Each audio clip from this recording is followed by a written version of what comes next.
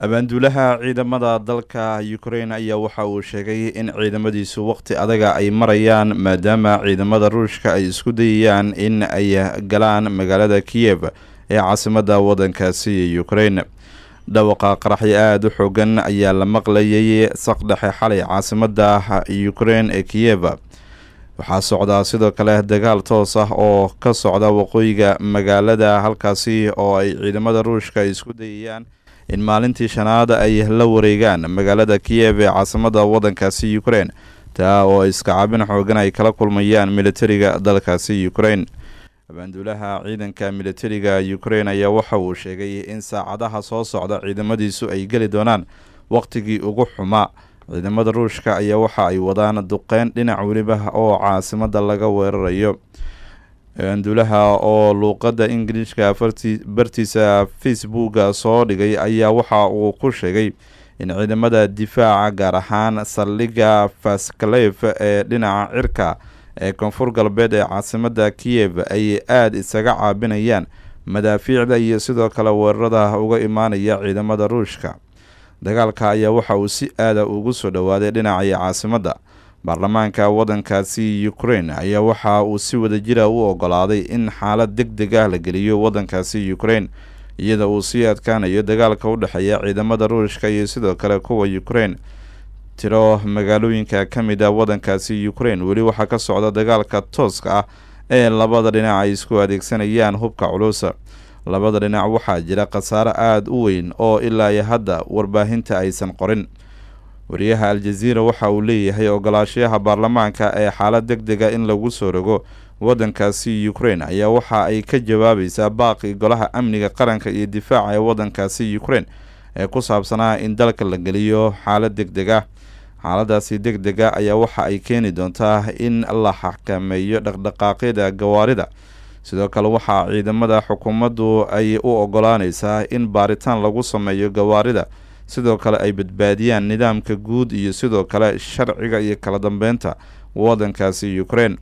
qaraarkaasi ayaa sidoo kale waxa uu qorayaa ee xaaladda degdega ah in aan la abaabuli karin dibadbaxyo waaweyn oo dhaca waddankaasi Ukraine. isbedeladani ugu dambeeyay ayaa waxay imaanayaan iyada oo la tilmaamayo in ay weli ay sii socdaan duulaanka Ruushka uu ku soo qaaday waddankaasi. boqolaal gawaarida gaashaaman ee Ruushka ayaa u jihisay dhinaca caasimadda Kiev. isbahaysiga gaashaanbuurta NATO ayaa waxay si kulul ah ay u dhaleeceeyeen in dowladda Ruushka heeganka ay gelisay hubkeedii nukliyeerka, taa oo ay ku tilmaameen xadgudub weyn. wakaaladda wararka Ruushka Interfax ayaa soo xiganaysa wasaaradda difaaca Ruushka oo sheegtay in dhimasho iyo dhaawac uu ka dhashay dagaal xoogan oo ka dhacay meelo ka mid ah deegaanada dhinaca koonfurta, gaar ahaan magaalo xeebeedka waddankaasi Ukraine. waxaana jirta ayaa la leeyahay askar Raashiyaan ah oo gacanta ugu jirta ciidamada waddankaasi Ukraine. dayax-gacmeedyadu waxa ay soo qaadeen sawiro muujinaya ciidamada Ruushka oo ilaa iyo 5 kiiloomitir u jira dhinaca iyo caasimadda Ukraine ee Kiev. bayaan la soo saaray ayaa waxaa lagu yiri ciidamada isbahaysiga Ruushka iyo Belarus ayaa iyagu waxa ay dabaabadahoodii dagaalka ay u dhaqaajiyeen dhinaca iyo caasimadda, waxaana la arkayay ayaa la yiri iyaga oo u jira kaliya Kiev 64 kiiloomitir. dowladaha reer galbeedka ayaa iyagu waxa ay weli ay ugu hanjabayaan dowladda waddankaasi Ruushka in ay sii adkeyn doonaan cunuqabateynta la saarayo dalkaasi Ruushka. duulaanka Ruushka uu ku qaaday dalkaasi ayaa waxaa la tilmaamay mid daandaansi iyo madax banaanida waddankaasi Ukraine lagu qaaday.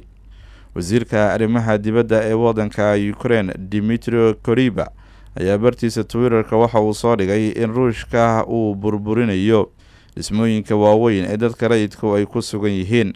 waxaana sidoo kale uu sheegay in uu qaadi doono cawaaqib xumida ka dhalata duulaanka uu ku soo qaaday waddankaasi.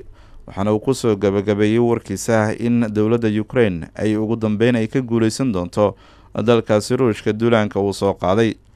mas-uul maxalli ah oo ku sugan magaalada labaad ee ugu weyn ee waddankaasi Ukraine ee Kharkiv ayaa waxa uu sheegay in magaalada hadda gacanta ay u soo gashay ciidamada Ukraine saacado yar markii ciidamo Raashiyaan ah ay bartamaha magaalada ay tageen. waxaa shabakadaha la adeegsado ee social mediaha lagu arkayay ciidamada Ukraine oo si guudba ula wareegaya magaaladaasi.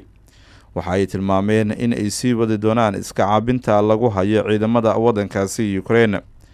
mas-uuliyiin maxalli ah ayaa sidoo kale waxa ay shaaci ka qaadeen in ciidamada Ukraine ay sidoo kale ay la wareegeen meelo hore ay usoo qabsadeen ciidamada wadankaasi Ruushka. ciidamada Ruushka ayaa loo diidan yahay in ay koonfurta ay u dhaqaaqaan iyaga oo la kulmaya iska caabin aad u weyn.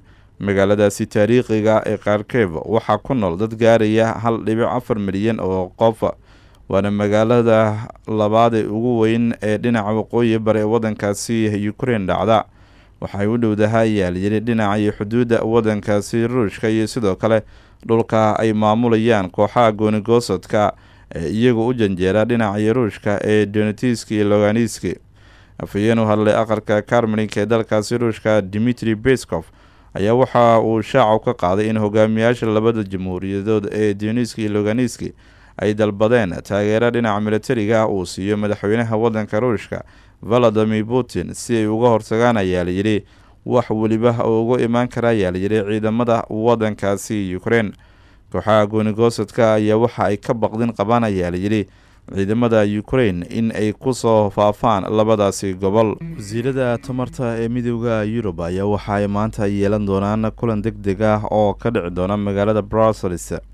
wasiirada tamarta ee wadamada midowda Yurub kulankoodii degdeg ah ayaa waxa uu noqon doonaa mid ay ka qayb galaan wasiirada tamarta ee midowda Yurub. kulankaasi degdega ee Brussels ka dhacaya maanta Isniina waxaa baqdin laga qabaa ayaa la yidhi in la jaro dhammaan shidaalkii iyo sidoo kale gaaska ka imaanaya dhinaca iyo Ruushkaba la joojiyo. midowda Yurub ayaa waxa uu ku tiirsan yahay Ruushka 40% gaaska wadankaasi laga soo saaro. hadda waxaa la dareemayaa walaac aad u xoogan. Vladimir Putin ayaa suurtagal ah waxa uu ka dhigi karaa ayaa la yidhi in uu sida ay u socoto cunaqabateynta lagu soo rogayo wadankiisa in gebi ahaanba uu jaro gaaska uu soo saaro ee uu siiyo wadamada qaar ee midowda Yurub iyagu ku jira.